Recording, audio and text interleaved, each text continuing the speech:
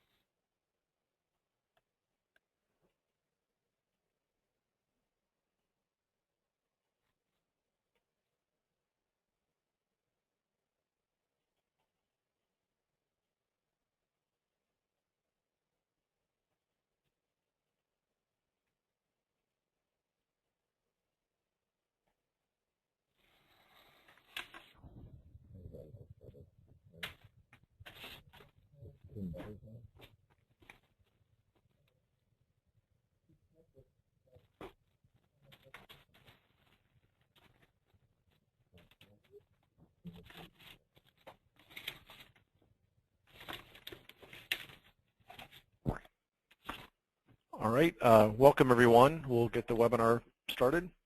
My name is Ken Green. I'm with BCS Incorporated, and I'm going to be the moderator for today's webinar.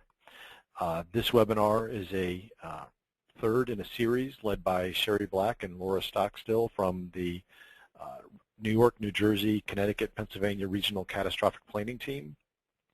This is a joint project with the State, Local, Tribal, and Territorial Government Coordinating Council, the Edison Electric Institute, the Regional Catastrophic Preparedness Grant Program, and the All Hazards Consortium. This is the third and final series, webinar in the series. Many of you may have participated in the first two webinars. The first webinar we had focused on a panel from the electric and lifeline sectors and their perspectives on energy sector interdependencies and reducing vulnerability and reducing restoration timelines. The second webinar focused on the government perspective along those same lines and government roles and responsibilities and recommendations on reducing restoration timelines. This is the third webinar and last webinar, and this will focus on best practices, lessons learned, and operational solutions that can be used to improve future restoration response and, again, reduce vulnerabilities associated with energy interdependencies. We have 7 panelists who will provide some great insights for everyone on in the listening audience, and we're looking forward to their discussion. Before we jump to our overview presentation and to our panel discussion, I'm going to give a few instructions regarding the webinar to our audience.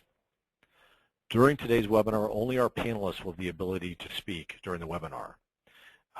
All of you listening, the listening audience, won't have the ability to speak during the webinar, but you will have the opportunity to participate. That participation will be in 2 forms. One, on the GoToWebinar panel, there appears on the right of your screen an area labeled Questions. Here you can type and submit questions you would like to pose to the panel. Those will go to the moderator team, and then we'll work during the webinar to pose them throughout the webinar, and then we'll also allow some time at the end of the webinar to just focus on Q&A with the panel. Secondly, in some of our prior webinars, we've done some polling that the audience has participated in. On this webinar, we'll be asking the audience to recommend some best practices, and I'll be getting to that later in the agenda. And you'll use the same question feature to type in your recommended best practices. At this point, I'd like to introduce John Shaner of Pepco Holdings to give our overview presentation. John is also with the Multi-State Fleet Working Group, and he's involved in the Southeastern Electric Exchange on mutual assistance, and he is a founding member of the Mid-Atlantic Mutual Assistance Group. He'll provide some excellent background as a panelist, and he'll also be giving our formal welcome and overview presentation to set the stage for our panel discussion. John? Well, thank you, Ken. Just to give everybody a quick background on who or what I am. After 35 years with Allegheny Power, I retired, and I had an opportunity to come to work as a second career at PHI in emergency management, which is quite an opportunity for me. In the past, I've worked with DEI on hours of service exemptions with the U.S. Department of Transportation, worked on private sector preparedness, what they call PS Prep, with DHS. As Ken mentioned, I'm one of the founding members of the Mid-Atlantic Mutual Assistance Group, MAMA, and also now the chair of the Multi-State Fleet Management Initiative with the All Hazards Consortium. Next slide, please. Our objectives, as you can see, is better understand energy interdependencies between energy, water, wastewater, petroleum, transportation. Also, we want to identify operational solutions to reduce power and restoration timelines. And one of the things I do want to give a little perspective from the electric sector on this bullet is that putting a wire up, setting a pole, that's not where we're going to find improvements. There's guidelines around that. Utilities do that almost identically between different utilities, whether you're a co-op, municipality, or an investor-owned utility or EDC. Where we're going to see improvements is really in identifying the damage, the level of damage, looking at it regionally, and also being able to effectively move resources in a safe, effective manner across. So I just wanted to bring that point into that bullet. Then we want to build upon recommendations from the prior workshops and after-action activities to improve the regional catastrophic preparedness. And one thing I do want to add on this is when we've been talking about in webinar 1, 2, and now in 3, that catastrophic event. But I would ask you to consider as we go through this that a blue sky day, a gray sky day, and a catastrophic event should be different, or should those be similar processes? Next slide, please. In webinar 1, we dealt with, you can see the panels with the private sector. We had energy, electric, we had transportation, we had petroleum, water, sewage as part of the group. And you can, while there was a lot of the private sector on here, there was quite a bit of attendees from the public sector. And actually, the public sector attended both the webinar 1 and 2 rather well. Next slide, please. Some of the recommendations that came out of the first one, which was held on May 14th, was applying a regional approach to assessment, planning, and response. Not jurisdictional, not local, not county, not state, but a regional. As we all know, weather events strike a region. It doesn't stop at borderlines. Streamline credentialing and access and tests with fleet movement drills. One of the things we'll be talking about both in 1, 2, and today is exercising the process and how can we do that effectively. We as private sector and public sector, we're involved in many exercises and drills on a yearly basis.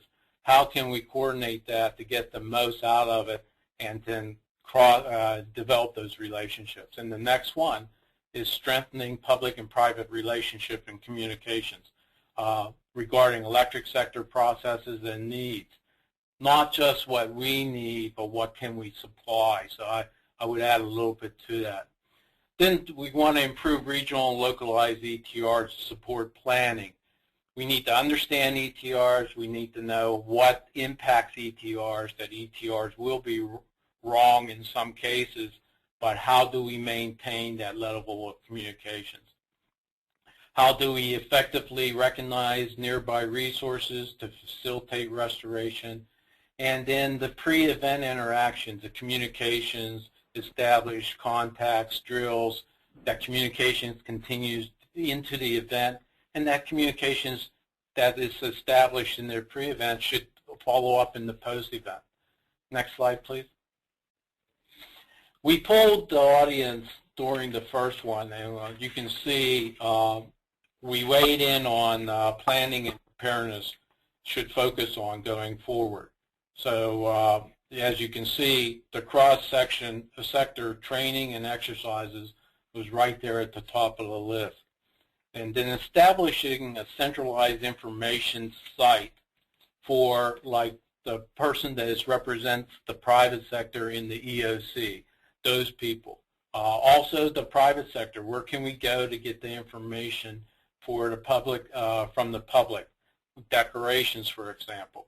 Then also, where can public sector go electronically to get good, reliable information from us, the private sector? Then in the second polling question, showed preference for strengthening those relationships between public and private sectors, and then increasing the drill. You know, one of the things that you'll hear the private sector say is, we're concerned about trust. It's not that we don't trust the individual on the public sector. It's the impact after the event. There's always room for improvement, but we are, both ourselves and the public sector, are quick to point those out to us. Next slide, please. Then on the second one, which was held on May 24th, we had the public sector, quite a good panelist. From Port Authority to NERC, the Reliability Corporation, to DHS, DOE, Coast Guard, and then you had Energy Emergency Management, and then the commissions. So quite a good sector came out of that. Next slide, please. Some of the recommendations that came out is need clear and accurate data from utilities to prioritize resources and messaging. And you know, over the last year, I've had the opportunity to work closely through the All Hazards Consortium with the public sector in the Northeast.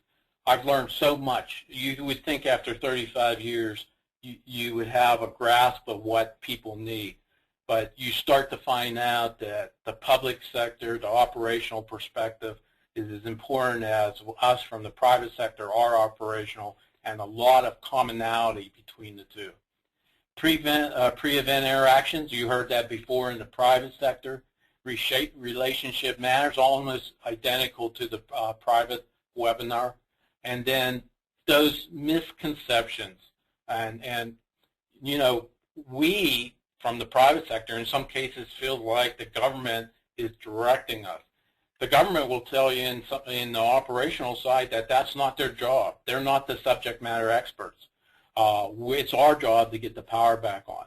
So that misconception is both in our citizens and our communities, with the government and the private sector. We've got to clear that up. Next slide. In the polling question on this one, you know, we asked the question was slightly different. We asked to focus on near-term governmental solutions, or that low-hanging fruit. Improve access and communications between the stakeholders, both private and public. The regional approach to emergency, that was very enlightening to hear that from the public sector, that this is a regional event, not a jurisdictional event. So again, continue to learn as we go through these webinars. And on that note, I think I'm done, Ken.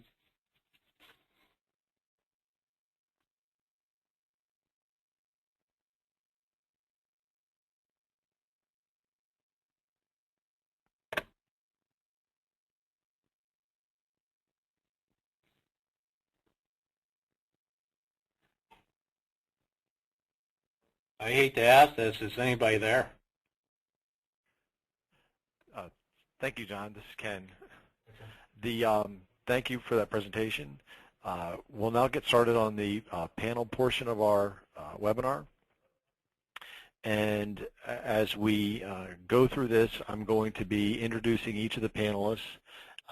You'll see on your screen a slide for each panelist that gives their name, title, organization, and the key takeaway message that they'd like to communicate during this webinar. I'll read through those slides to introduce each panel member, and then we'll get started with our panel discussion. Our first panelist is Tracy Babbage. Tracy's Bureau Chief for Energy Policy with the state of Connecticut. Tracy is very active in Connecticut's Fuel and Generator Task Force as part of an overall statewide organizational structure assigned to assure the availability of fuels. Task force members include representatives from all levels of government and the private sector. It provides an integrated approach to addressing logistical, environmental, and other regulatory considerations to assure fuel availability through the delivery system. One of Tracy's key takeaway messages is the creation of an integrated fuel task force with representatives of federal, state, and local government, as well as the private sector, is key to obtaining critical and comprehensive information during all stages of an event.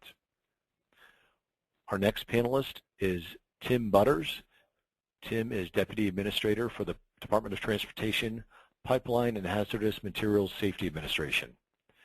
PHMSA monitors the resiliency of the nation's hazardous gas liquid pipelines and hazardous materials transportation operations infrastructure. It provides the necessary regulatory relief to permit energy recovery and movement, and it coordinates with other federal agencies and industry to minimize unnecessary delay in recovery and restoration of energy infrastructure. Tim's key takeaway message is to understand the role of the Pipeline and Hazardous Materials Safety Administration, PHMSA, and other DOT modal administrations with regard to the energy infrastructure and efforts they are taking to improve the response and recovery to energy infrastructure that have been adversely impacted by natural or other events. Our next panelist is Mitch Erickson. Mitch is a science advisor with U.S. Department of Homeland Security, Science and Technology. Mitch's area is involved in the preparations for, response to, and recovery from Sandy. It provided many lessons learned and opportunities for improvement. Mitch has cataloged the Sandy capability gaps, and he's working with interagency colleagues to develop strategies for the next time, where science technology can help us build better, faster, safer, and cheaper. Mitch's key takeaway message is that a resilient infrastructure is critical to U.S.'s future. Science and technology can provide solutions, models, and knowledge to improve, and we need to think about how we want our communities to look in 50 years. Our next panelist is Mickey Mulvena. She's with the U.S. Army Corps of Engineers, Field Coordinator for Infrastructure in the Systems Recovery Support Function area. Her primary perspective is Mickey is a retired annuitant with 5 decades of disaster response and recovery experience as emergency manager, local government liaison, and the ESF3 team leader. Her key takeaway message, U.S. Army Corps of Engineers has emergency power teams to assist state under FEMA mission assignment, temporary emergency power available to critical public facilities, pre-event facility assessment and inclusion into state databases will reduce response time necessary to install FEMA generators. U.S. Army Corps of Engineers Emergency Power Facility Assessment Tool is available to assist facility owners and operators. Our next panelist is Mary Grace Parker. Mary Grace is Program Coordinator for Freight Mobility, Safety and Security, and Travel Information for the I-95 Corridor Coalition. For a 16-state coalition of agencies, Department of Transportation's, toll, tunnel, bridge, and port authorities, and related organizations, they facilitate communication, cooperation, and coordination among agencies with respect to transportation planning and operational response to events that impact freight and passenger movement. The key takeaway message from Mary Grace is transportation agencies in New York, Connecticut, and New Jersey have a long history of working across jurisdictions and with emergency responders management and management during major events. They want to build on these existing efforts and relationships. These agencies can provide real-time information to responders and the general public on transportation system status, access, and alternatives. Our next presenter, John Shaner, who you've heard from in the overview presentation. He's currently, among his other responsibilities, he's Emergency Management Manager with Pepco Holdings Incorporated. And John's perspective is to help his organization be prepared for unexpected incidents, events from restoration, business continuity, cybersecurity, and others. He's responsible for emergency operations plans, interacting with agencies at the county, state, and federal level. And finally, he works with electric and public sector associations to improve understanding and a safe, effective, and coordinated response. John's key takeaway messages are solutions need to be accepted and utilized both during the blue sky day and for catastrophic events. An issue may have more than one solution that is effective. Information needs to be effectively communicated and readily available. Sustainability must be a priority both in implementing and maintaining and working together to respond to our communities, region, and country. Our next panelist is Gary Sitkowski. He's Chief Meteorologist with the National Weather Service in Mount Holly, New Jersey. Gary's organization provides critical weather information to key decision makers. Their mission is to issue weather forecasts and warnings for the protection of life and property. Gary's key takeaway message is that extreme weather events will always have considerable uncertainty. The failure to envision what will happen in an extreme weather event can cause you to fall back on experience, a bad idea in record-setting situations, or to place too much weight on uncertainty. It never hurts to be lucky, but being lucky should not be part of your critical planning process. Good advice. And that's our group of panelists. And as I mentioned in the instructions, we're going to be giving the audience opportunity to communicate during this webinar. And I wanted to get into that first set of instructions for the audience right now. In the overview presentation, John reviewed the major recommendations that came out of our first two webinars. The focus of this webinar is to look at best practices and solutions. We would like our audience to identify any best practices that they are aware of that can help to reduce restoration timelines and reduce vulnerability to energy outages.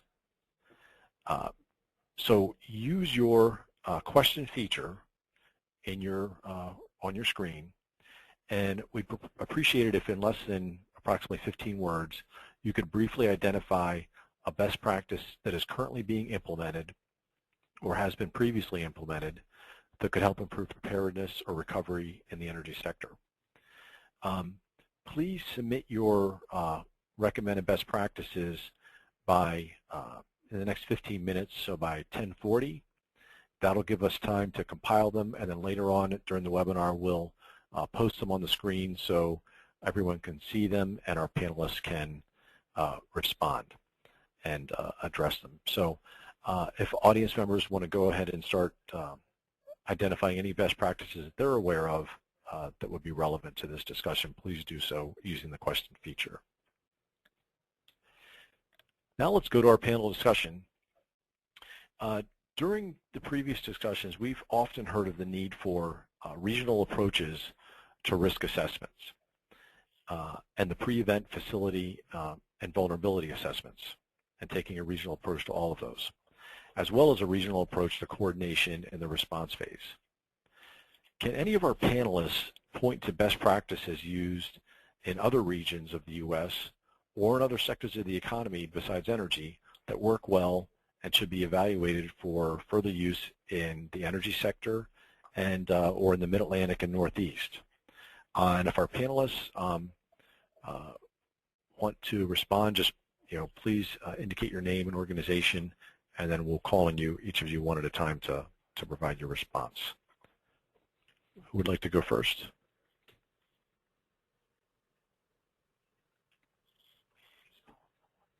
Okay. John, do you have any recommended best practices or best practices you've seen for vulnerability assessments or regional coordination in the response phase? Yes, I do. I just was waiting to see if anybody else had any input. Okay. And a good example I would give as a best practice that is utilized maybe in a hit and miss type perspective in the electric sector is what we call summer readiness. We come into the summer months when you start getting high humidity, high heat indices, and you look at the bulk power system, bulk power being described as 100 kV and above, and you look at, you do this every year, so you're looking at the past year, you're looking at 5 years. So now, while a lot of that is critical infrastructure information that is not available to the public, the process of doing it, to be able to sit down with a checklist and say, okay, here's what we've been doing from last year's summer readiness to this year's summer readiness to prepare. Here's the normal list of contacts or interactions with the transmission operator, transmission owners, or reliability coordination. I see this, and we actually utilize this in many cases on our other emergency plans for restoration response, such as a 72-hour checklist, a 48-hour checklist, interacting with the public sector on conference calls. We have to streamline those somewhat.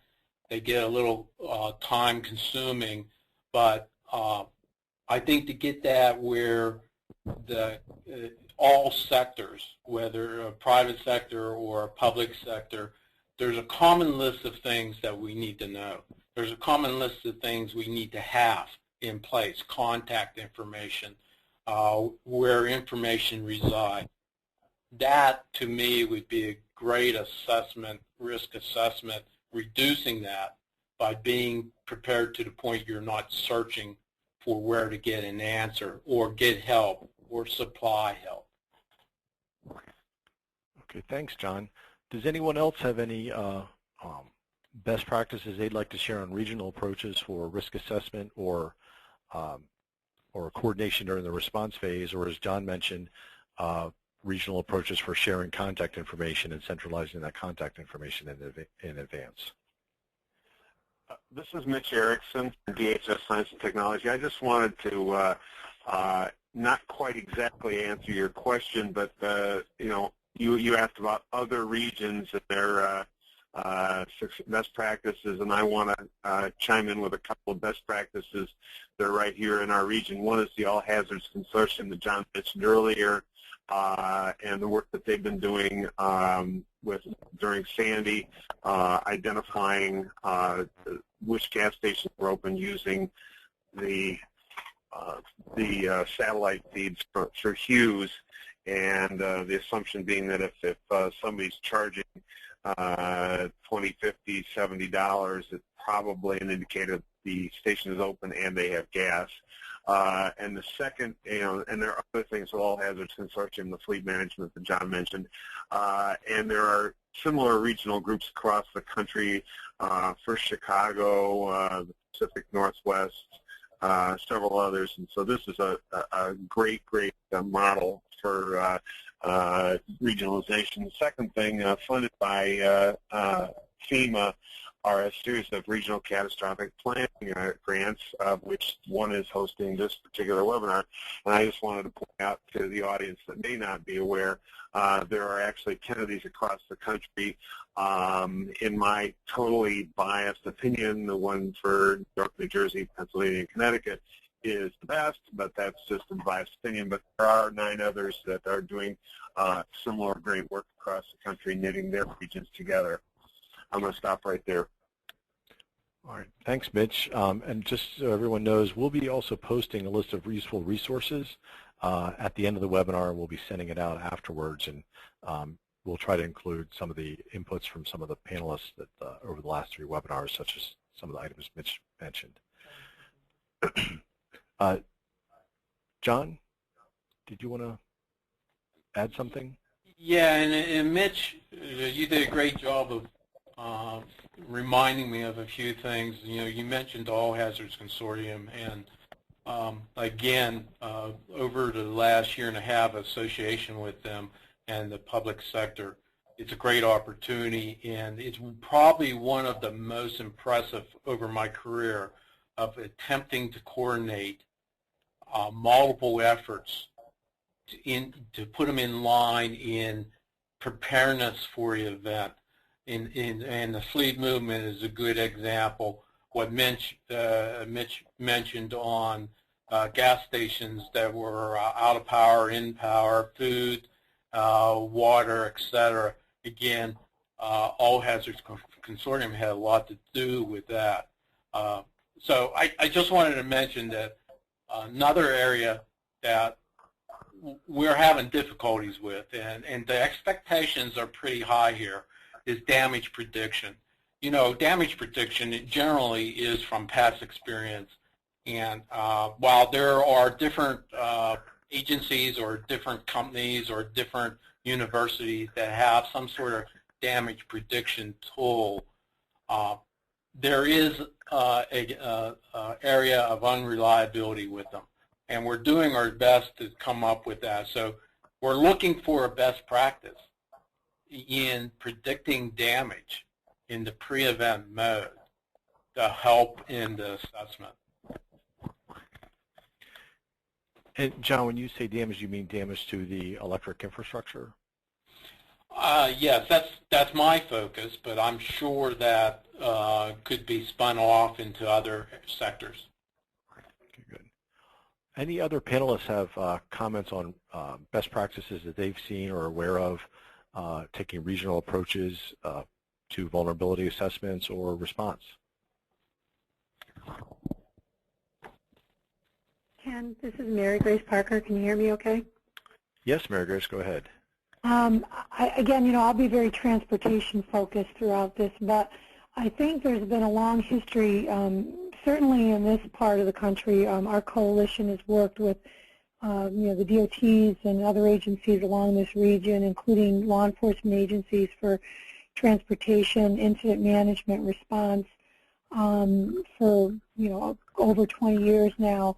Much of that building on not only the work that the state DOTs have been doing in terms of transportation response, but thinking about how you coordinate that transportation response and move assets, you know, during an event, share information, and organizations such as Transcom in the New York City, New Jersey, Connecticut metro region, which the 3 state DOTs participate in this particular region.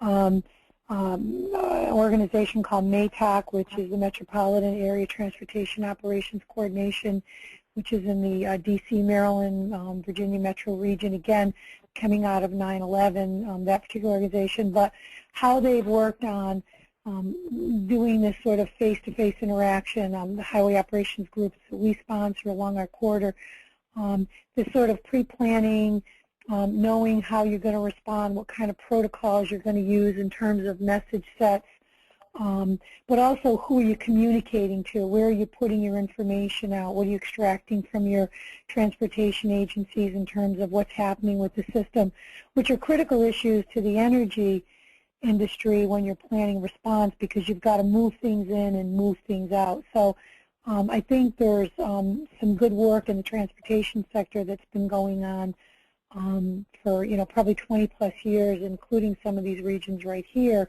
that point to that recognition on the transportation side that there's no boundaries in these events, or they can be, as in 9/11, simultaneously and affect many sectors that may be responding across not only within one regional boundary, but across many. So I think working with the state DOTs, you know, as we do, and looking at those type of regional and then corridor type activities. Again, the Eastern Seaboard, just our vulnerabilities for storms, volume of people we still have a fourth of the GDP here, no matter what's happening in the rest of the country, and a significant portion of the population. I think the transportation sector is a good place to look. Great, Mary Grace. Thank you. Given the work you're doing in the transportation sector, do you see any opportunities for improving interaction or coordination with the energy sector, or are there any activities that are going on?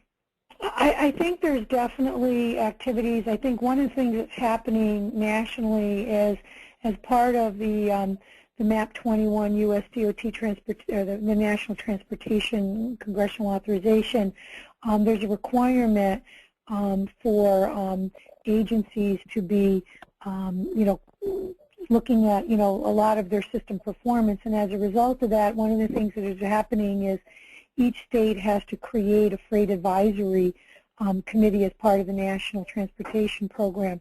One of my recommendations is right now states are establishing those. There's a National Freight Advisory Committee that's just been set forth to give recommendations to the Secretary. They just released it last week. I don't remember off the top of my head if there was an energy sector organization or company represented. I'd have to pull it out and look. If not, that's probably something that should go back to the Secretary of Transportation, because I think within that advisory for where freight's going to go, we need to think about not only the economy and day-to-day freight performance, but during events and certainly during resiliency issues, following, as they happen every day now, major events. I think the other thing is each state has to establish a state freight advisory group. Many of the metropolitan planning organizations have them. So if we don't have someone from the energy sector, an energy company or a utility company, somewhere of one type on each of those groups, I would say that's something that we should look to improve, because they have a lot of input into discussions of how we're planning to deal with our transportation system and what are some of our long-range plans in terms of investments. And some of those investments may be operational, not just infrastructure. Okay, great. Thank you, Mary Grace. And I'll send you some follow-up links and stuff to this. Terrific. I appreciate that. And I guess the only other one I'll report to is, as I'm seeing an alert pop up on my screen, taking a look at what Washington State Department of Transportation has done as part of their State Freight Resiliency Plan. I know everybody saw last week the Skagit River Bridge falling in. Washington State, as part of their freight planning, actually set up alert capabilities for private sectors, whether it's, distribution warehousing centers, trucking companies, or other private sector companies or firms, to be able to get freight alerts. And those have both two types. They're kind of telling you what's coming in terms of planned construction or disruptions, but when they have these major events like this bridge out, and they're constantly filtering, what's open, what's closed, what's the detour route. Again, this is my background, operations. I'm going to say that's the time you want to be plugged in to be getting those alerts. And having these centralized, we're going to build the super virtual centers. We all think we're going to do it. But in the moment, most of the time, those DOTs are, at the first moment, just trying to give themselves information. And so the more you can extract from those things automatically. So I look at what Washington State DOT has done. I think they've got a great alert system that is plugging out real time, that molds right into these major events that occur. Okay, great. Thank you, Mary Grace. Tim, any best practices that you want to share from your experience with Department of Transportation and Pipeline Hazardous Materials Administration regarding regional vulnerability assessments and risk assessments, or regional approaches in the response phase? Let's see. I think it was mentioned earlier that obviously DOT doesn't own any assets. Those are clearly operated and owned by the industry. But our role in terms of safety oversight, we strive to make sure that any of the regulatory requirements that may restrict movement of materials, particularly hazardous materials, during a disaster are minimized. In many cases, putting special permitting authorization in place in advance so that if they need to be activated, there's no unnecessary delay in getting these things approved. That could apply to anything, including the use of perhaps containers that normally are not approved for the movement of fuel, etc. That without obviously impacting or compromising safety, but making sure that that if those things need to move, we've got the regulatory relief in place in advance. And of course, PHMSA is one of 10 modal administrations that is part of the Department of Transportation, and our other modal partners also, through some experiences with previous disasters, including Katrina, Sandy, etc. They have also implemented some best practices to allow, for example, if there is a vehicle weight issue that needs some relief so that vehicles can move down roads quickly, the issue of utilization of toll roads, etc., just to make sure that we're not being, imposing or posing unnecessary restrictions. Obviously, from the pipeline side of things, we work very closely with both the liquid and gas pipeline operators, and while we regulate crude oil, petroleum, refined petroleum products, as well as natural gas, the last two are usually the most critical in terms of disaster recovery. So as we experienced with Sandy, maintaining that pipeline infrastructure so that fuel is being delivered to tank farms and other terminals so that when they can be moved into fueling stations, etc., we've got those systems operational. And like any other infrastructure, when power is lost, that also can impact the pipeline system because it shuts down compressors, pumps, etc., that are required to keep the energy moving. So as we work with our other, not only modal administration agencies here at DOT, but other organizations like Corps of Engineers, FEMA, etc., to try to coordinate what those priorities need to be in terms of restoration so that, with limited generator capacity, etc., we're putting, bringing things up in a logical way that we've got the right priority. Now, the operators obviously have a very robust, resilient disaster response plan so that they are able to get generator power where they're needed, but obviously in many cases they do rely on the local power infrastructure to support those operations. So we continue to look at ways to make sure that we're identifying what needs to be brought up first, and as part of that, of course, assessing quickly what systems are down.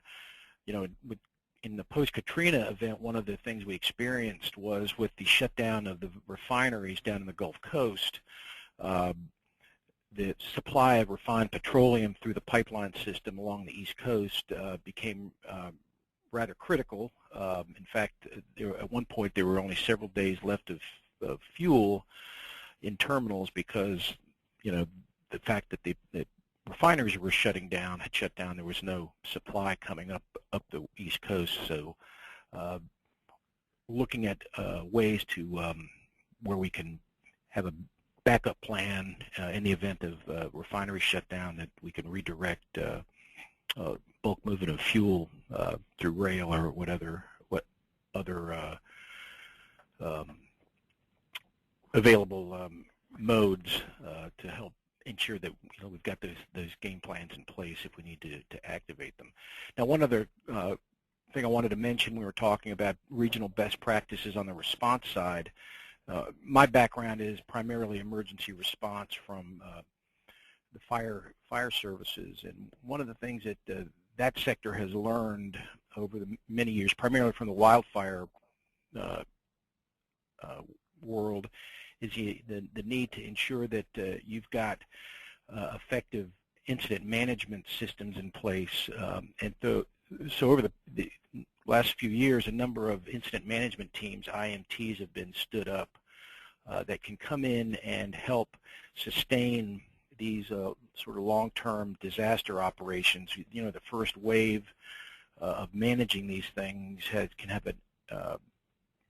fatigue the local emergency management folks, and at some point they got to be replaced, and you want to make sure that, at least to give them relief, and you want to make sure that those folks that are coming in to pick up, you know, have training and incident command and developing incident action plans so that there's sort of a seamless transition. So that's an area where I think we have seen some rather positive movement as these IMTs are, you know, located around the country. They can be deployed and brought in to help assist in the management of these sorts of incidents. Okay, thank you. A lot of good feedback there. IMTs and the importance of bringing in and having ready replacement crews, coordination between fuel and electric for ensuring fuel supply, improved situational assessment, a number of other areas. Thank you very much. Mary Grace, did you have something you wanted to add? Yeah, I just wanted to add what Tim was mentioning about the issues of overdimensional loads and special hauling permits and that kind of coordination and harmonization.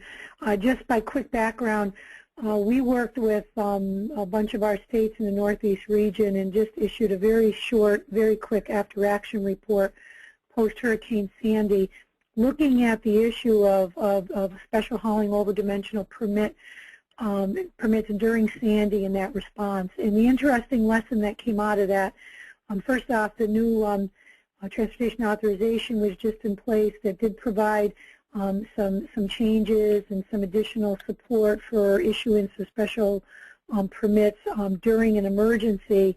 The downside was, what we learned in that is, while they changed the legislation to allow a broader application of permits and use permits for response with supplies and relief, it doesn't allow you to technically remove debris overweight. And that was one of the things that came out of that review, that we had an inconsistency between agencies' interpretation and even in some cases some of the Federal Highway Office interpretations of, you know, whether debris could go or not.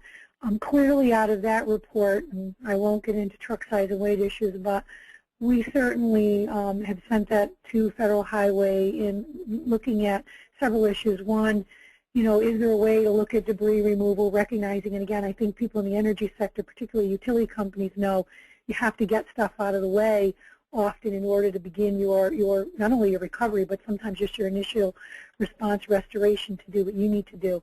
There was also very clear issues out of harmonization, which we have a series of recommendations that we've made. We'll be working with our states in the Northeast and the Southeast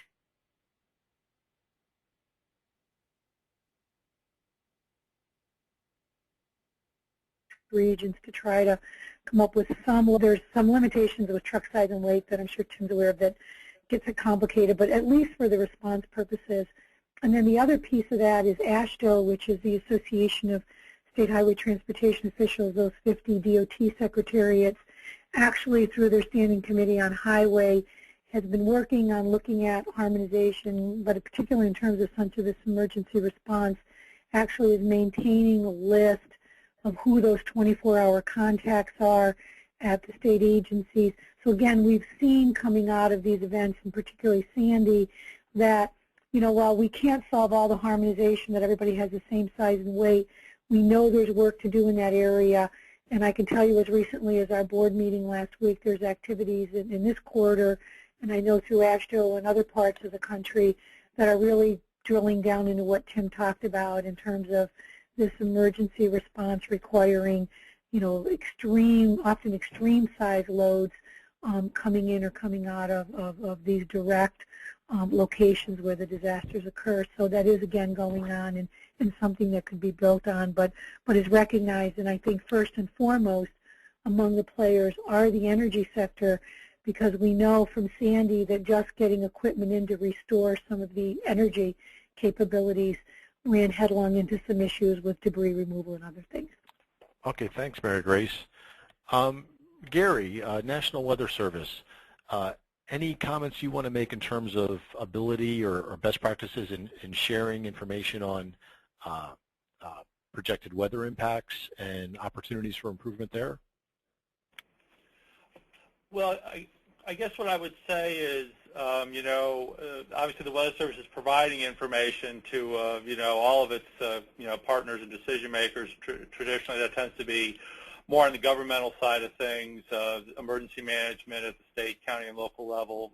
We do get into, working with some of the private sector folks too. Sometimes they're on the calls. What I can say, obviously, what happened with Sandy was an extreme test, for the system. And I guess what I could say is, we saw some partners who got the message and took it to, it kind of called for, some extreme actions in some cases, and they did the right thing. You had the Coast Guard presenting last week, and they didn't lose a single vessel up there in the New York sector because they recognized what was going to happen from the briefings they were getting with the Weather Service, and then they got all their vessels out of harm's way, either taking them out of the water or getting them into safe shelter.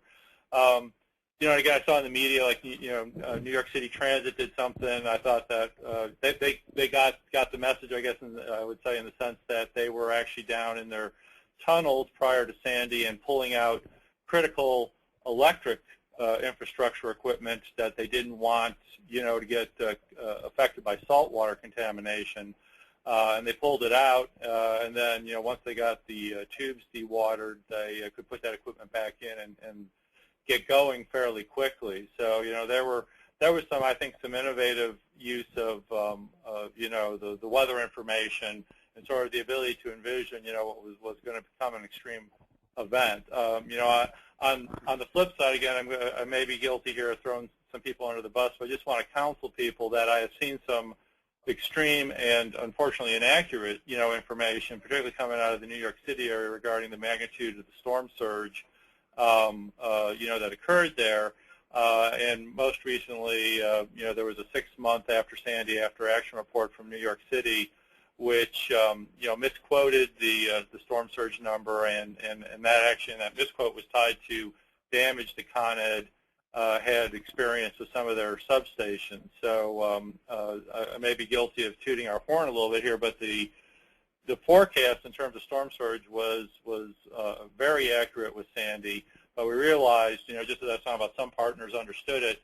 Some of our partners, some of the people who had tough decisions to make, didn't understand it, and they were, and the error I'm talking about refers to some extreme storm surge numbers being talked about. I've heard like 14 feet of storm surge, and that did not occur. No one got 14 feet of storm surge. The storm surge was around 8 to 10 feet. Now, the bad news was, which again was forecast, was that it came in right at that high tide on that Monday evening when Sandy made landfall, and it was a combination of the normal high tide, which is your normal water level, and then storm surge, which is the abnormal water level on top of that resulted in the total water level that flooded, a lot of places. One of the previous speakers talked about, kind of prior to the event, kind of assessing damage, and again, that would be something I think that in some cases some of our partners didn't do effectively, and obviously we want to work with them to see that happens in the future.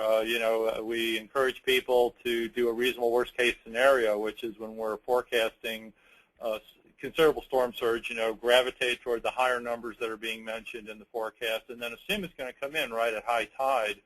And in the case of Sandy, that you probably should be sitting down when you make that calculation, because there's going to be a lot of stuff that floods. But I would simply say, in the region, New Jersey, New York, up into New England, nothing flooded that was inconsistent with the forecast from the Weather Service. Now, if that's a surprise to anyone on the call here, if there's some of our partners thought the storm surge was worse than forecast, then obviously we need to sit down and talk about that, because sort of in a separate conversation later. But the bottom line is, there'll be times when the forecast is doesn't have quite as much value as it did during Sandy. There's uncertainty is still part of the decision-making process. With Sandy, the forecast was above average in terms of accuracy, and so we want to make sure whatever the level of information is, all of our regional partners are fully extracting the value that's in the weather forecast and warnings, an event, whatever the event is, but certainly an event like Sandy.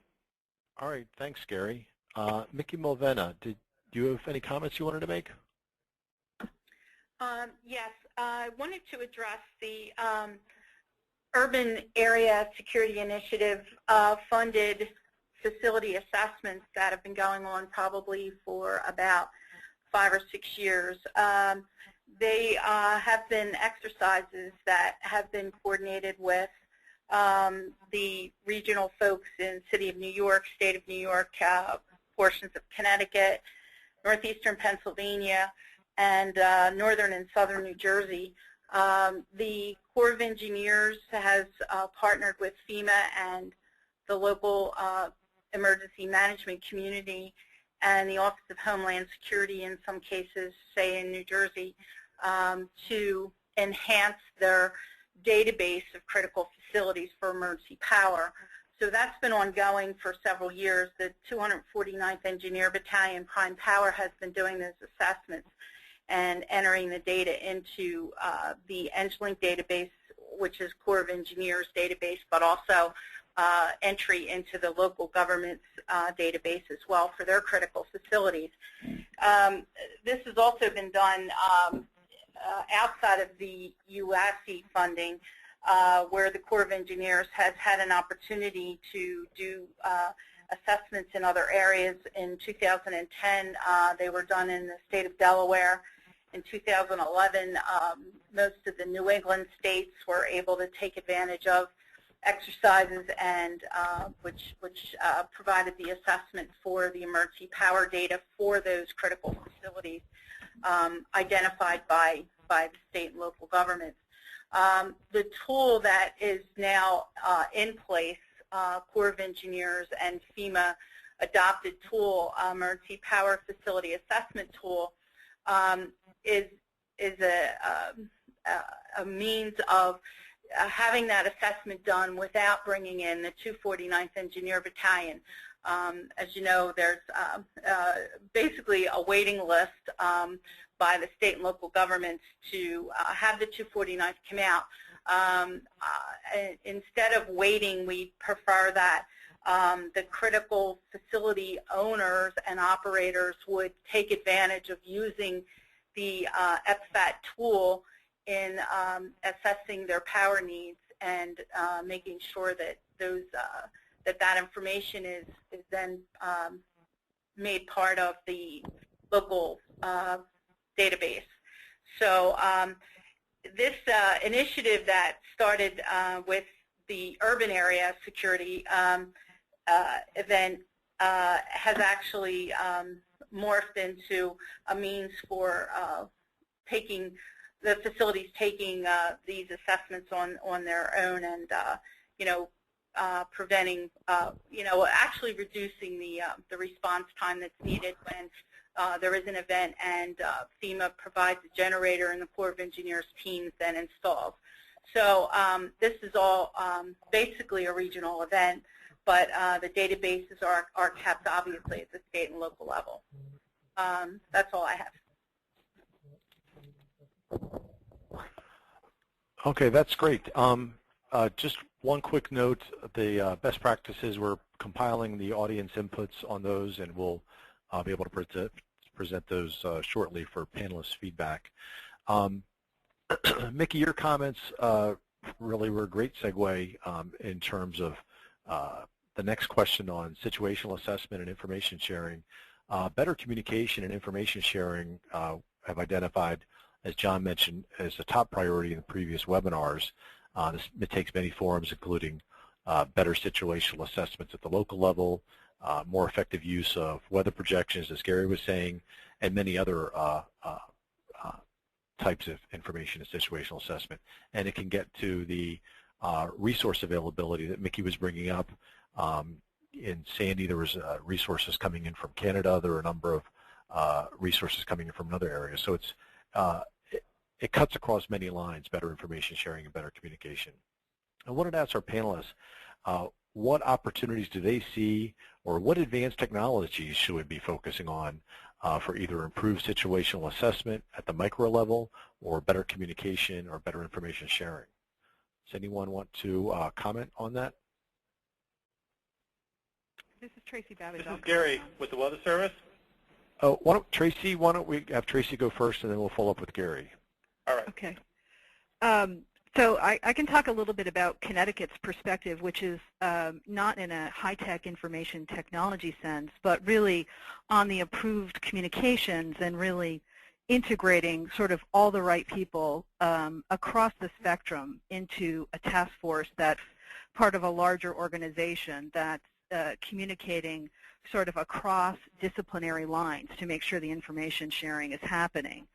So in Connecticut, what we have done is we have created a specific task force. This has been a standing task force that really looks at fuel availability, as well as is taken on looking at things like pre-positioning generators, generation assets to, more specifically assist the electricity task force, the ESF-12 task force that's, focused on the energy and utilities restoration. I think one of the important lessons learned that our takeaway here in Connecticut is it's absolutely critical to get all the right people across not only state government, but the federal government as well as the private sector participating in a organized format where the communication flow is happening on a very regular basis. And definitely in preparation, to any event, during an event, post-event, but also periodically throughout the year, just to sort of do a check-in on where things stand.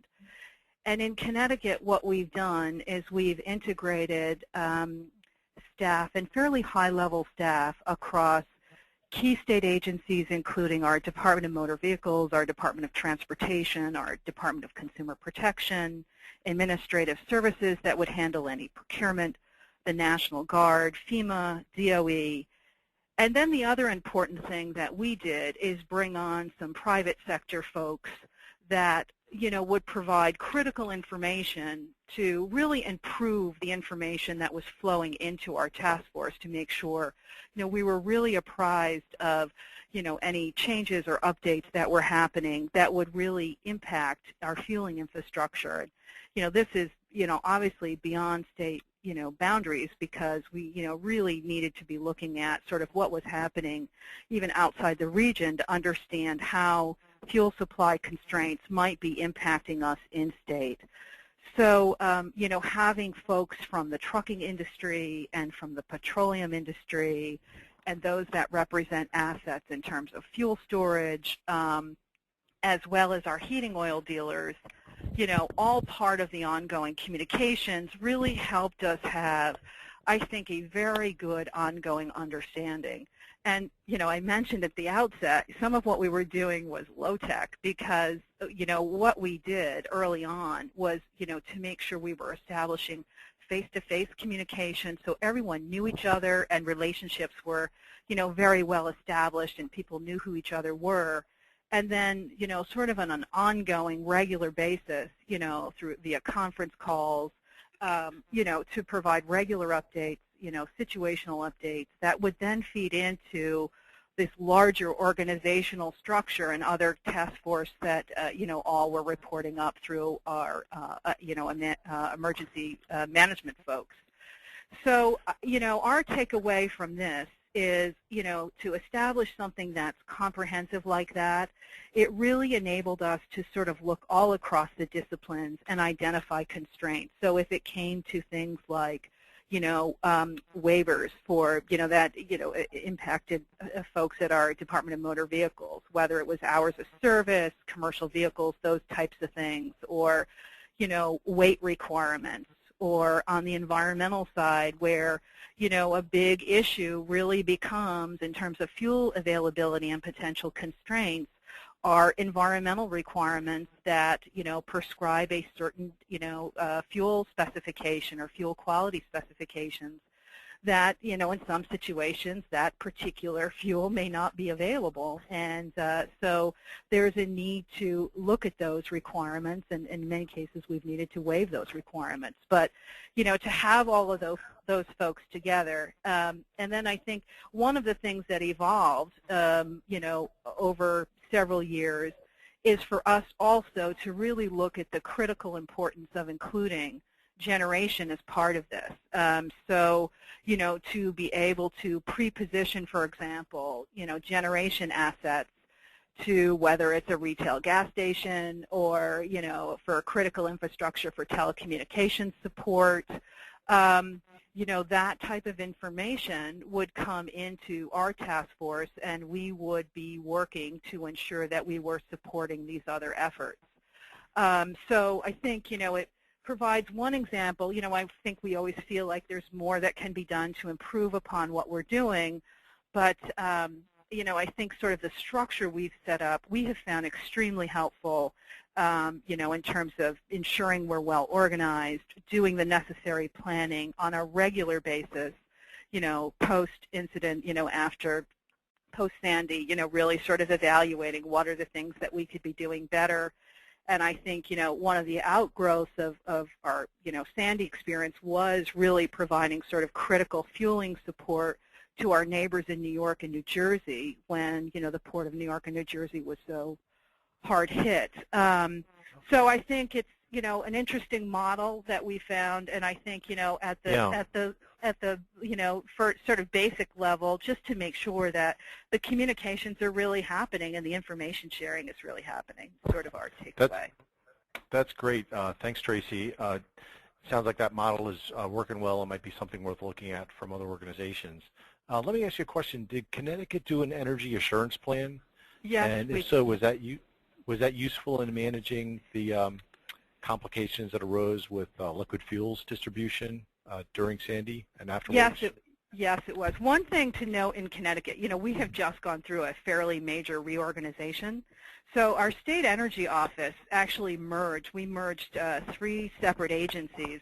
Our state energy office had handled the plans for fuel emergencies. And one of the benefits of our merger has been, those of us that were more involved in the environmental side of, the fuel waiver requirements and those types of things, that all came together. But yes, we just recently completed a energy assurance plan. Okay, great. Let's go to Gary, and then after Gary, we'll go to Mitch Erickson. Gary, with National Weather Service. Yes, thank you.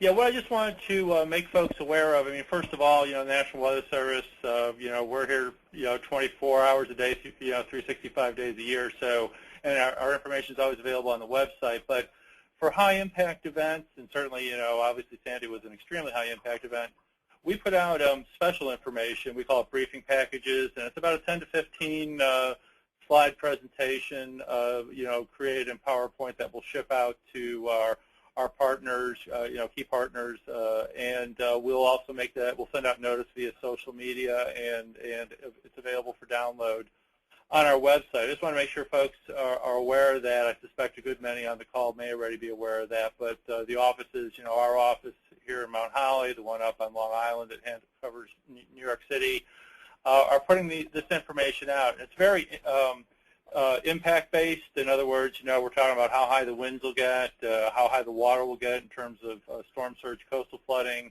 how heavy the rain will be inland if we're worried about inland river flooding, and what some of the impacts then would be in terms of how the rivers would respond. So it's written for layman use, so it's for key decision makers to be able to look at and understand. It's not too long, and certainly not. We try to keep it, avoid it, getting it to be too complex. There's more complex information available on our website for those who want additional level of detail, but this kind of, we get a lot of positive feedback from that tool in general, and we certainly did during Sandy, just that type of information out there can help people visualize what some of the potential impacts are from a system and kind of get a feel for what the reasonable worst case scenario would be. And so just want to make that, make people aware of that will always be available, during any potential significant, weather scenario from, that will be coming from our office and other weather offices. So if that's, Okay, and again, if there's any questions about that later, I'd be happy to direct people on what to look for, how to find that product. But I just wanted to make folks aware of that. thanks, Gary, and we can provide that link as well. Mitch from DHS, Science and Technology. Yes, hi. I wanted to add a couple of comments on the issue of communications based on some observations that I think we've all had from Sandy, and I've kind of been able to collate. The first thing is what I call hyperlocal communications. This is the stuff that affects me right here, right now. And through Sandy, we had a whole bunch of really really cool ad hoc things that came up. There were Twitter sites. Mayors of Tiny Town, New York came up with a Facebook page that worked really well. The Hughes satellite point-of-sale stuff that all hazards made use of, that came up in the couple of days after Sandy. And people were very successful setting up texting mechanisms to pair up people who needed help with volunteers who wanted help. All of those things cropped up immediately after Sandy, and as far as I can determine, were all tools that were built on the fly by people who perceived a need. And the second piece of this is the official communications tended to be by email. Lots and lots of things coming out on the weather, lots of things coming out on various status reports of the emergency support functions going through. And a lot of the emails ended up being redundant because one agency would issue it and the second agency would retransmit it, and a private consortium would retransmit it a third time. My poster child for ineffective communications is a report that came out daily called the Transcom Report. It was a 10-page PDF on transportation stats of everything from buses and trains to highways. First of all, a PDF is highly unusable in the machine-readable age, and it didn't interface with the various GPS-type devices, or the mapping devices that we use on our smartphones. And quite frankly, I don't know of anybody in the world that actually needs to know the traffic situation on the Garden State Parkway and the Long Island Expressway at the same time.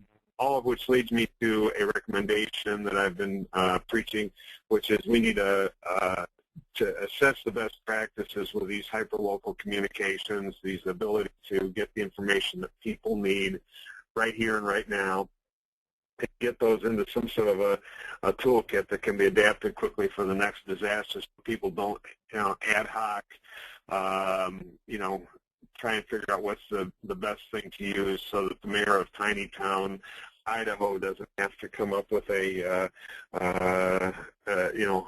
discussion whether they use Twitter, Facebook, or other tools, that we get this all in one sort of a communications in a box. That's one thing. The second thing I wanted to mention is that the issue of communications fallback has not been well thought through, and the ability to fall back gracefully as we go from primary to alternate to contingency to emergency communications mode. Specifically, what do we do when the cell phones fail because the the backup power generator at the cell phone towers went out? So the primary, alternate, contingency, emergency sequencing PACE, I think, is a good acronym and worth thinking through. And I'm going to stop right there. All right, thanks, Mitch. And you kind of touched on a point at all. We're all concerned about what happens locally and what happens to us. A topic that's been brought up on some of the previous webinars is the need for better outreach to the public and educating the public so they have realistic expectations during an emergency. This includes developing and communicating better estimated time of restoration, traffic information, as you mentioned, and other types of information. Does anybody have any solutions or recommendations of solutions we can pursue in this area in terms of better outreach to the public or better educating the public on restoration processes?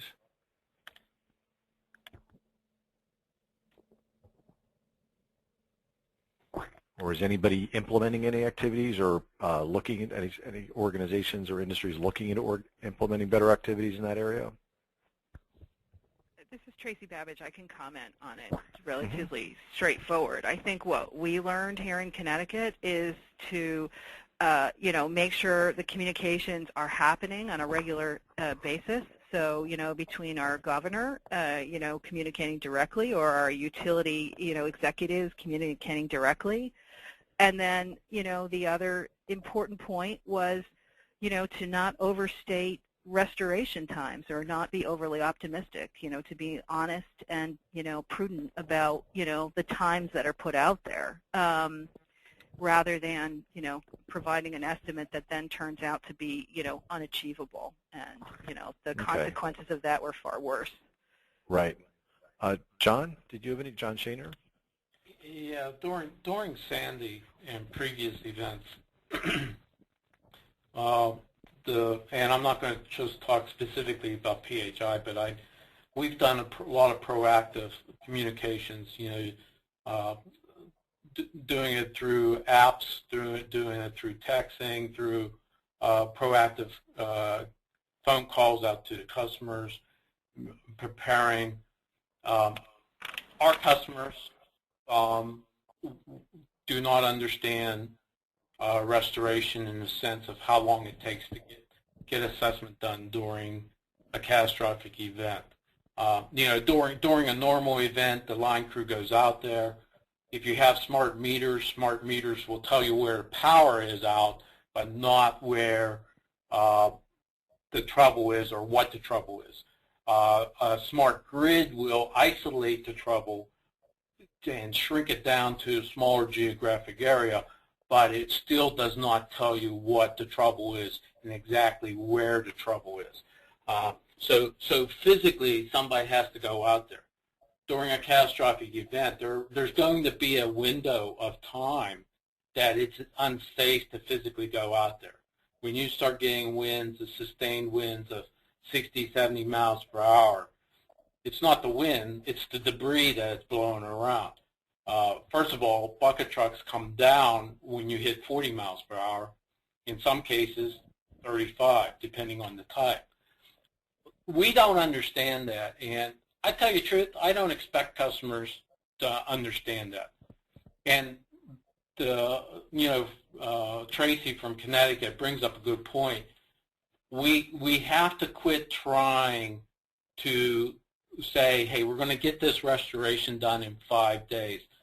What we have to accept is there's a period of time, could be 24 hours, could be 48 hours, before we get a decent feel of the amount of damage. And I'm talking specifically about communications. In the proactive communications to our customers, to the public and private, we have to be honest. We have to state this. We can't be scared from a private sector to say, hey, we don't know. Here's what our strategy is. As soon as it's safe, or it's ongoing now, but we're really not going to know until tomorrow at such and such time. And then when we give that, we have to be willing to change it and accept the change. That makes customers mad. That makes, and we're all customers, including myself, when we hear one ETR and then it gets changed to another. ETRs is very difficult. The public sector wants a lot of specifics on what is required to get this ETR done. That's understandable, but I don't think we grasp the amount of damage. In my past experience, we used to fly helicopters. There's a lot of places you can't fly helicopters to get this level of damage, and you're not going to do that for every event and every situation. So our objective is to find out what the damage is, to get an ETR out there. But we have to know what impacts those ETRs and understand that and accept it, and then move on from there. Change it and move on. I rather hear a change from a customer perspective than guess and then it doesn't get changed. So Thanks. I'm sure somebody's going to disagree with that. Thanks, John. And for those on the call, just so you know, ETR is estimated time of restoration. Another question to all of our panelists. Were there any new or unexpected lessons learned or at least observations during Sandy relating to infrastructure interdependencies, interdependencies with the energy sector, or interdependencies that ought to be new priorities to address?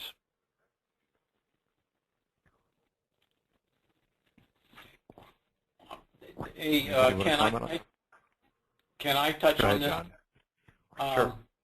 I do want to touch on something. You know, anymore, it seems like everything is critical and is dependent upon electricity. We understand that. Everybody is either a critical facility, essential customer, life support customer, medical needs. You have nursing homes. You have assisted living. You can keep on going on. Hospitals. You know, other than safety, life and property, safety, where wires down and energized. You know, hospitals are right up there. And you got your water. Without water, you can't put out fires. And, you know, we understand that. But in another sense is a priority is reliability of the grid. There are times where the grid may be impacted to a point where it has to take priority over many of our other priorities. Our customers don't understand that if they're that critical, or if what they're doing is that critical. Let's look at a hospital. A hospital usually has a minimum of 2 feeds, a primary and an alternate, and then they have some level of backup generation. Communications. Usually the problem with communications is they're out at the end of the line somewhere up on the hill, but they have generation to some level.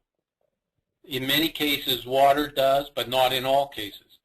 If our facilities that we own as private is that critical, we need to have a contingency plan in place to support our criticalness to some level.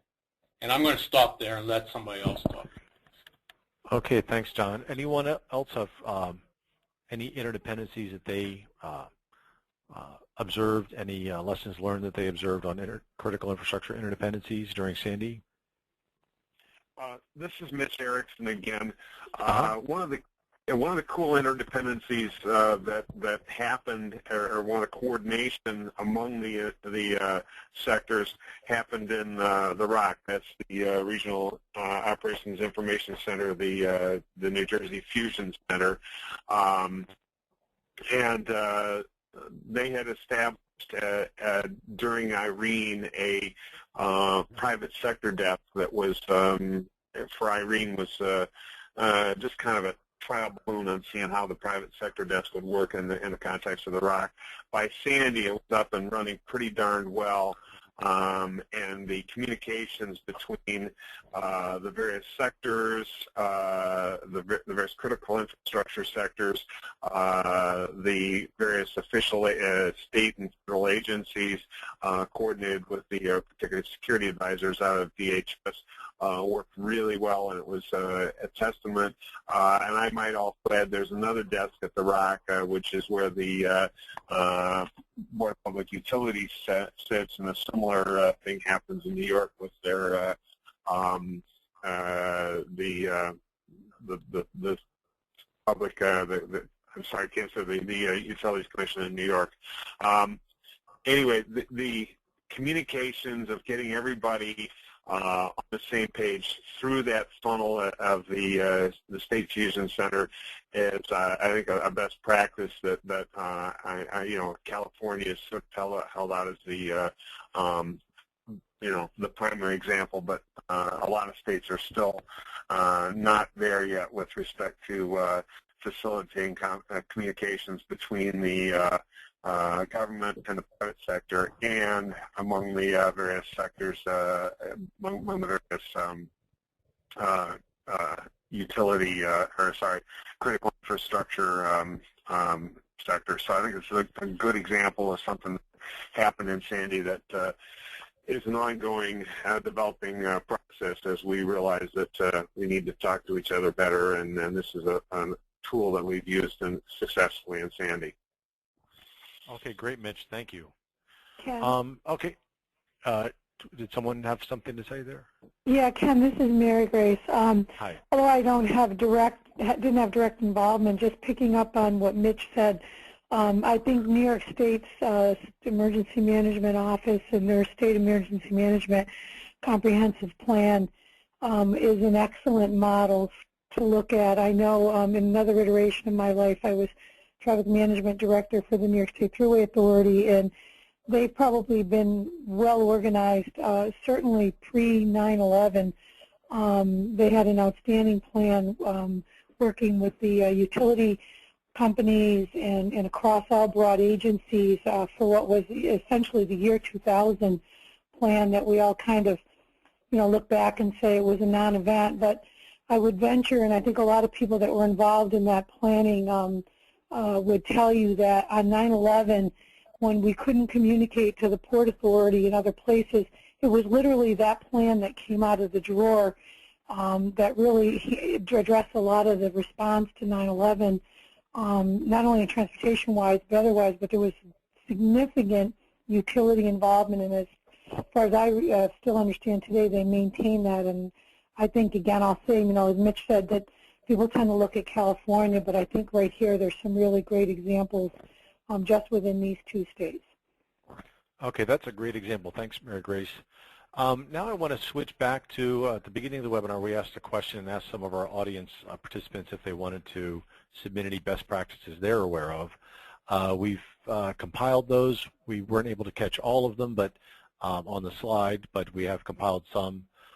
Let me just read through them briefly, and then I'd like our panelists to provide any feedback on the audience inputs. What do you think of them? Are there any surprises in what some of the audience members recommended, or are there any new and interesting ideas to consider further? So we've got provide utilities with the name and location of assets and systems that are considered to be of national or state level significance as one item. Community emergency readiness programs, education to manage expectations and preparedness, show where to find emergency information, and diversified to social media. Wastewater and water utilities, join the state's WARN, Water Wastewater Agency Response Network, and meet with your local Office of Emergency Management so you're aware of your utility's impact and needs. And then increased opportunities for cooperative and collaborative interaction between public and private sectors. That's in communications, context management, identifying strengths and weaknesses. And then state help desks were identified as having been an effective way to inform and integrate private sector into state response efforts. Some of these relate to some things we've discussed in the past in terms of identifying points of contact and improving collaboration. But there's some new items here that I don't believe we've mentioned in previous webinars, including the state help desks, the WARN network, community emergency readiness programs, and so on. Do any of our panelists want to comment on any of these best practices, or are there any new or interesting ideas that from these that you want to consider further?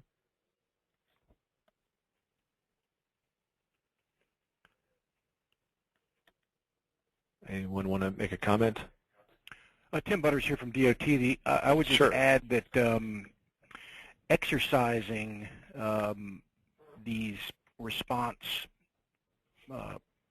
procedures is, to me, critical as well. Running the drill in advance so that you're sort of not learning it on game days would be something I would strongly recommend. And involving the right players so that you actually simulate a an incident where you have to, activate your plans. Right. And that's actually come up as a recommendations from the previous webinars, increased training and exercises, but importantly, integrated training and exercises, possibly across sectors, involve, exercises and training that involves multiple sectors to kind of highlight the interdependencies, or increased public-private type exercises and training.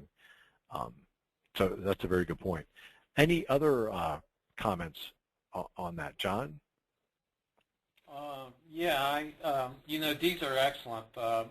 And I tell you what, I've been involved in a couple of these that just came up. The first one, provide utilities with name and locations of asset systems that are considered to be of national significance and state. That's kind of interesting because both the public sector and private sector, we don't have issues about knowing those locations, but there's some security issues around knowing that that site is of importance. We don't necessarily need to know why, but we need to have the same definition between federal and state governments on why that is important. From a private sector, you don't need to tell me what's in that building, but I need to know that building is of importance, and I need to know if it has any contingency planning or a contingency backup, and then what level of backup. Well, that's an excellent statement, and it's not as easy as the statement makes it looks like. The water and wastewater utilities, the WARNs, I've been had the opportunity to be involved with a couple of those. I think in many cases, not only should the wastewater and water be involved in those, you should possibly consider inviting one of the electric utilities from that state to participate in that meeting as questions come up related to electricity. We don't need to be there for the whole meeting, and it doesn't need to be every utility from the state. One electric utility can represent the whole state. We have interactions within ourselves. So again, that's another great statement. I'll let it for somebody else to comment. Okay. Is anyone aware of or participating in integrated training or tabletop exercises that cross multiple sectors? Ken, the All Hazards Consortium, and I know Chris Geldart from ISEMA and others are participating in an October or November CATEX exercise that is a regional exercise, basically almost up the I-95 corridor. And it's going to be focused on fleet movement restoration, but it's hopefully a three-year project that will become more encompassing. And we've invited other sectors to participate in that, in both the work groups and et cetera. So there's a good example of I-95 corridor type exercise that's upcoming and will continue for numerous years. Okay, great. Mickey, any comments from you on the best practices listed or increased training and exercises across multiple sectors or public-private activities, exercises? Yes, just wanted to add a few. As a matter of fact, I believe next week, the City of Philadelphia and FEMA Region 3 and the Corps of Engineers are having an exercise related to emergency power. And often our exercises for emergency power and assessments kind of run into the cross-section, if you will, of other infrastructure, and to include water, wastewater facilities. Did want to mention, too, that when in response mode, the state normally identifies the priority for placement of generators at critical facilities. And typically, the first priority is usually medical facilities, life-saving facilities, 911 centers, police, fire station, medical facilities. And then the priorities usually go into life-sustaining facilities such as water and wastewater treatment and pumping facilities. And then behind that, usually municipal facilities that might be involved in reinstituting local command and control, and then once again post-event recovery municipal facilities. But the state normally in an event like a Sandy is responsible to identify to FEMA and the Corps of Engineers what those priorities are. And I just wanted to bring that up as a matter of information. And once again, I think that the best practice for us for the tool that we have in place now, in many cases, you mentioned security issues, and in most states, the critical facility database for power is coordinated between the office, the state and local offices of emergency management, and the Office of Homeland Security, at least here in New Jersey. That's the way the database is established. And that's all I have. Okay, great. Any other comments on the best practices or listed by the audience? Okay. Can I here I sure, go. Go ahead. This is John Shaner, PHI. Hey, I do want to add one, and I think this really supports the public sector. And if you would have asked me this a couple years ago, I would have kind of been fighting this. But I think transparency of communications between, especially the electric sector and the state EMAs, the county EMAs, the municipalities, OECs. I think that's very important. You know, that information we keep. A lot of it is confidential. We keep it, but there are ways that we should be supplying the public sector with information that helps them in responding. In addition, it reduces, it makes it more efficient in communication between the public and private sector. You still have to have those face-to-face sometimes. You still have to have the verbal conversations. But if I'm able to supply a state with a list of priorities or critical facilities that are out of power during the event, then the question starts from that information versus what do you have out. It's a whole level of conversation changes, and it's quicker to get to resolution. So just a thought. Okay, great, John. Anyone else?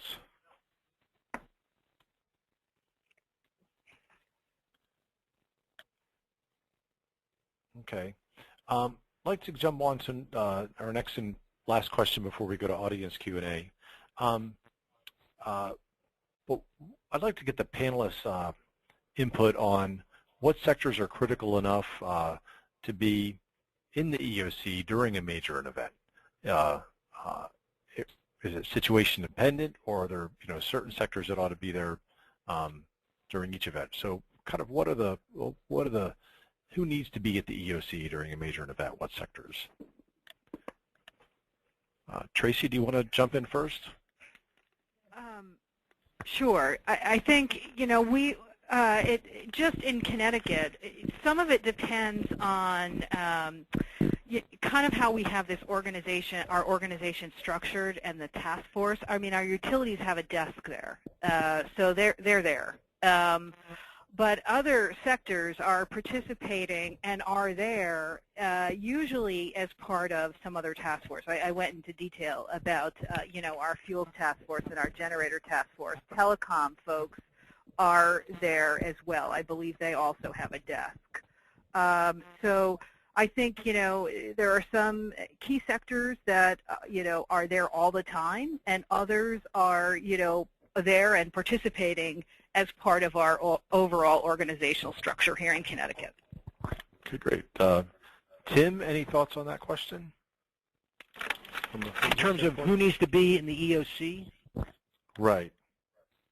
Well, at least in my experience, whether it's a state EOC or a local EOC, they have developed a system there, and depending on the incident, having you don't want to overload the place, obviously, but I think that those having like a desk, as was mentioned earlier, that has connections with the utilities, for example, you've got that functionality built in, but it is clearly driven by, where you are in the incident. And as we all know, incidents evolve.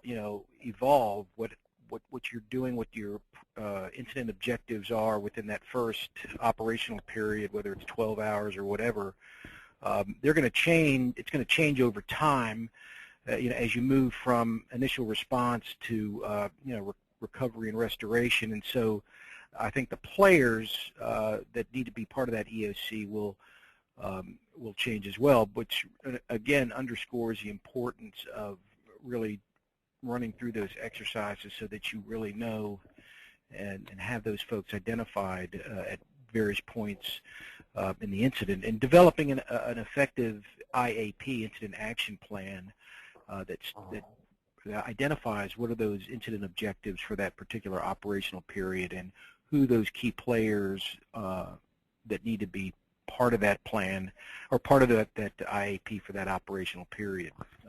So again, it depends on where you are in the incident. Who's engaged at the front end may not necessarily be needed 24, 48 hours into it. Okay, great. Thanks, Tim. We've got about 15, 20 minutes left on the webinar, and I'd like to move over to ask some of the questions that we've received from some of the audience members. The first question, and panel members, let me know who wants to respond. So one question: the New Jersey BPU is now requiring electric utilities to survey local municipalities within their service area for critical facilities database. But in a large-scale disaster or outage, the restoration priorities may not be clear. Do panelists have any good examples of prioritization tools or standards?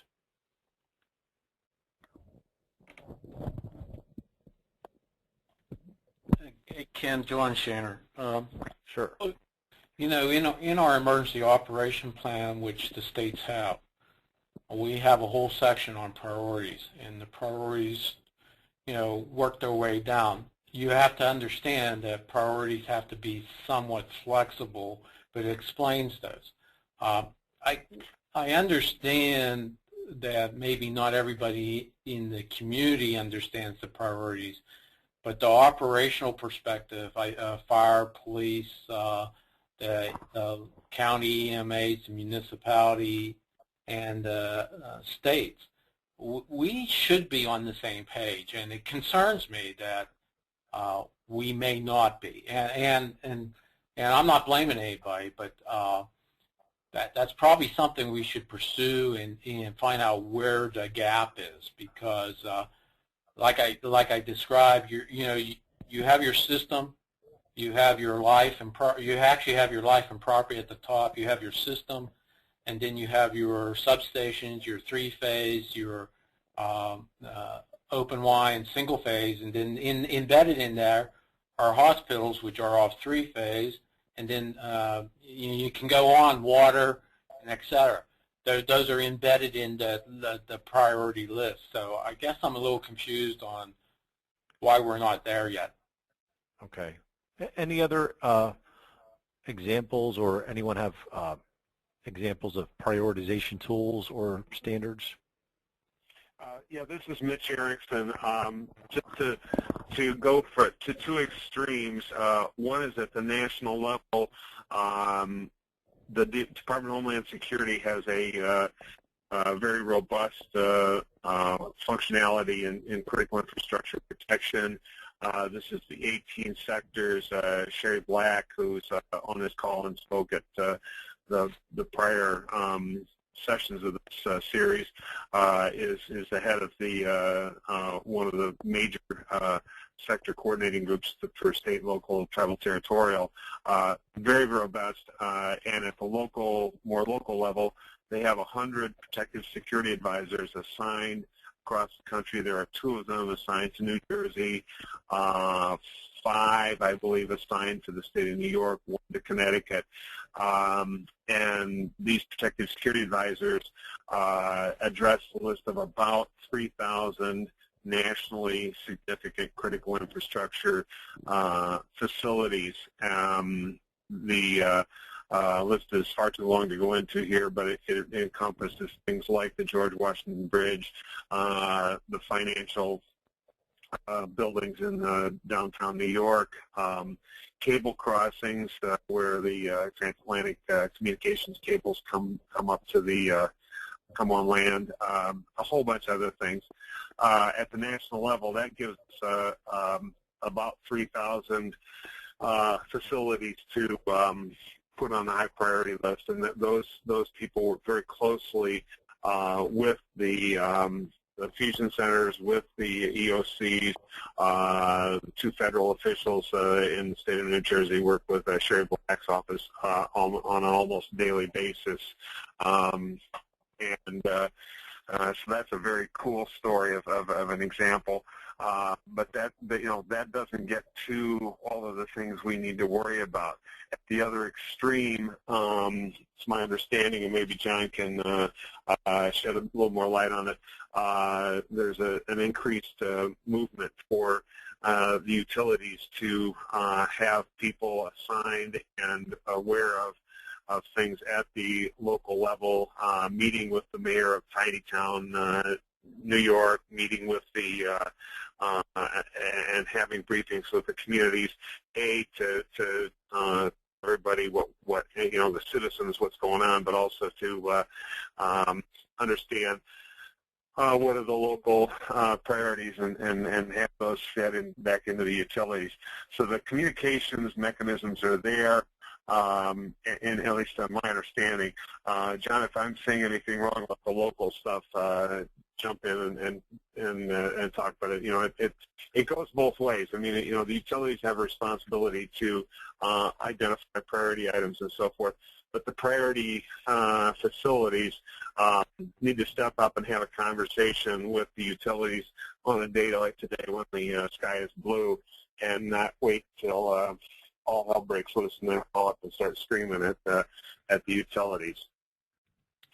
And Mitch, I totally agree with everything you said. And the only thing that we got to watch, and again, getting out there and talking about priorities at a municipality level has to be tied into a county area and has to be tied into a state area, and then actually has to be tied into a national level. And, during Katrina, I remember one of the national pumping stations for fuel was out of power, and we had a lot of resources across the nation focused in Texas in that area. And we actually got a call from DHS, DOE, saying, hey, we need to move this up on the list. We have to have that flexibility, but priorities have to be coordinated across the region. The municipal, my house is important, and I want it to be at the top of the list. But it's not at the top of the list when the hospital is out, and somebody has to have the final say on that. And we look to the counties and the state to, if there's conflicts, to help clear those up. All right, great. Another question that came in referred to resources coming in from Canada to aid in restoration, restoration crews, equipment, and so on. And what are the requirements that were streamlined, whether it's with Sandy or other events? What are the requirements that were streamlined to help make that happen? And how does that streamlining process work? Ken, I'm involved in this, but I don't know if Mitch is involved in it. I'm going to let him talk first. Mitch, any comments? No, really, I don't have much to say about the streamlining process right now. Okay, John, and then Mary Grace, I don't know if you might have a comment as well. John? Okay, I'll take it. I'm working, actually, during the derecho, we brought Hydro-Quebec into the U.S., and we actually, when Hydro-Quebec came in, we worked very hard to get that effective pass-through. Now, what we are not trying to do, and which we totally won't do, and which we will not be permitted to do, is put this country at risk in bringing resources across the borders. Now, in saying that, we sat down with Hydro-Quebec, and we actually came up with a procedure, which is a page and a half, presented that with the help of DHS to the U.S. Customs, and they have pursued it to the point that it's a couple weeks away from being publicly given to the private sector to bring resources back and forth across the U.S.-Canadian border in an effective way. And what we're calling effective is what would take hours, up to 12 hours, to get a convoy of 50 to 100 trucks across, is down to 20 seconds per truck, meeting all the U.S. Customs requirements. So while we're still keeping the country safe and secure and meeting all the requirements, in some pre-event or in some advance notice and preparation and paperwork, we're able to reduce from hours down to seconds crossing of the trucks. Okay, great. We got a question regarding the I-95 coalition. Mary Grace, the question is, what is the membership of the I-95 coalition, and does it include public and private, the public and private sector, and is it seeking to expand its membership? Can you hear me? Yes, yes. Oh, well, our membership, we're comprised of the 16 state departments of transportation, a number of the larger transportation authorities, Port Authority of New York and New Jersey, Maryland Transportation Authority, other ports and transportation authorities along the corridor. There's some transit organizations. On the private side, a lot of our participants tend to be more organizational entities, American Trucking Association and New York State Motor Truck. A number of the major freight railroads participate. There's no bar against private sector companies participating. Certainly as affiliate or friends of the coalition, it tends to be, our participation tends to change depending upon the program area. Just really quickly, we have one program that focuses on operations, incident management, sort of that emergency response, day-to-day events, transportation, agency folks, law enforcement, fire, EMS.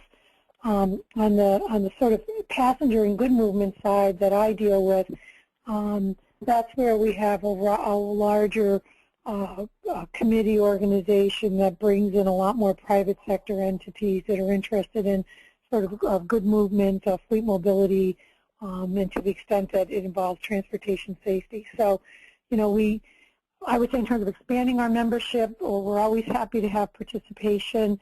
It comes and goes in terms of the areas of focus, in terms of what projects we're working on. Whether it's you know, if we're focused particularly on a planning project, we'll see a lot more people involved from a planning perspective. When it's operational, you know, such as this most recent after action review. Right now, there's a very large focus in our organization because of the DOTs having such a strong influence on looking at our coordination with states for significant event response. So, you know, we're always happy to talk to people and working closely. Our main thing, again, is, as I said in my key takeaway, is to build on those state and regional level activities to ratchet them up to the corridor level and not to be duplicative. Very great. Thank you. At this point, we're reaching the end of our time, and I want to thank all of our panelists for their participation, for the discussion, very good discussion. I want to thank all of our audience members for their questions, and I'd like to turn it over to Sherry Black, who will be giving some closing remarks. Thanks, Ken. Can I be heard? Yes. Okay, great. Thanks, everyone, for joining us. It's really good to see so many new and familiar faces on the attendee list. As most of you know, since May 14th, we've held 3 very intriguing discussions and received input from a range of government agencies and critical system operators. So the question at this point is, what are the next steps? What will we do with the information that we've compiled? Well, I want to talk about 3 things. This series built on prior and ongoing work in critical infrastructure resiliency and on Sandy After Action meetings that we held in New Jersey and elsewhere.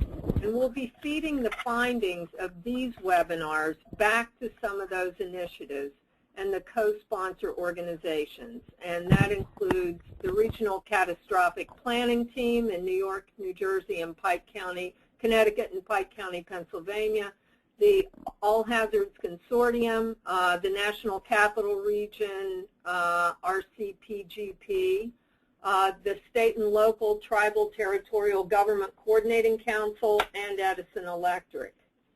Number 2, we hope that some of the challenges and solutions discussed in these 3 events will prove useful to those participating agencies and organizations that are now looking forward to this upcoming hurricane season, and that some of these findings will actually inform the hurricane plans that are being reviewed and in some cases revised in anticipation of what we hear promises to be a very challenging season. And lastly, we'll be sharing everything discussed and learned over these 3 webinars with all of you. Recordings of the discussions along with the summary report and a list of all the tools and resources discussed or recommended by our panelists are going to be distributed and also housed on the All Hazards Consortium website. We'll also be putting these on the State, Local, Tribal, and Territorial Government Coordinating Council web portal for those of you that routinely access that portal. So let me share with you some of the resources emerging from these workshops. First of all, appropriate response to weather forecasts was indicated as a big issue. So we have some links to visualize storm impacts and local weather updates. Also have links to learning about emergency power assessment tools, some of the things that Nikki talked about today. The links will direct users to resources to learn more about the EPFAT, and a supplemental fact sheet will be distributed afterwards. And as previously mentioned, our summary report will include a larger list of resources. In our summary report, we promise we will also provide links to our partner websites for additional information. This includes the All Hazards Consortium, the Regional Catastrophic Planning Team, and the SLTT-GCC. And next slide. And I want to thank all of our panelists for participating throughout these 3 webinars. We've spent 6 hours discussing, we've spent a total of 6 hours discussing these issues and have many hours of expert thought to sift through and pull into a summary. The recording of this webinar will be made available in the next few days, so please keep an eye out for the link in your email boxes. We'd like to thank our partners, the SLTT-GCC, the Edison Electrical Institute, the National Capital Region, RCPGP, and the All Hazards Consortium for supporting this webinar series. We hope everybody listening found the information useful and will continue to participate with their local RCPGPs. Thank you very much for joining us today. And with that, I'll sign off. Thank you, and have a good day, everyone. Goodbye.